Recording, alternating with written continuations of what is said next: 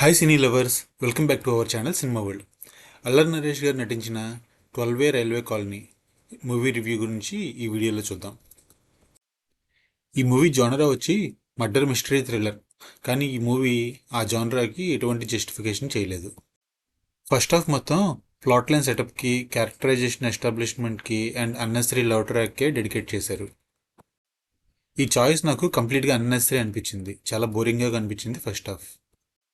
And interval twist కూడా చాలా ప్రెడిక్టబుల్గా ఉంది. మనం దాన్ని ఈజీగా guess చేసేసేయచ్చు.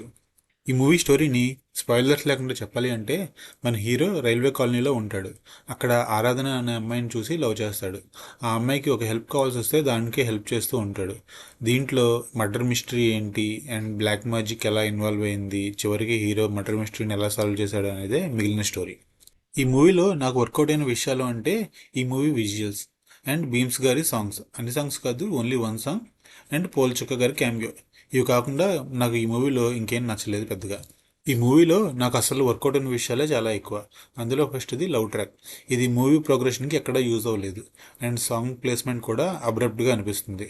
And predictable interval twist, flat narration, అసలు ఇన్వెస్టిగేషన్ కూడా చాలా ఫ్లాట్గా అనిపించింది. డ్రామా లేదు, ఎమోషన్ లేదు ఈ మూవీలో. అండ్ క్లైమాక్స్ కూడా అసలు నాకు వర్కౌట్ అవ్వలేదు. ఈ మూవీలో చాలామంది మంచి యాక్టర్స్ ఉన్నారు. వైవా హర్ష, గెటప్ శ్రీను, జీవ, సాయి కుమార్ గారు అండ్ అల్లరి నరేష్ గారు.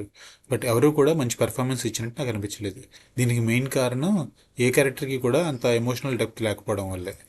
ఈ మూవీకి స్టోరీ ఇచ్చింది అనిల్ విశ్వనాథ్. ఈయన పొలిమేర 1 అండ్ పొలిమేర 2 డైరెక్టర్.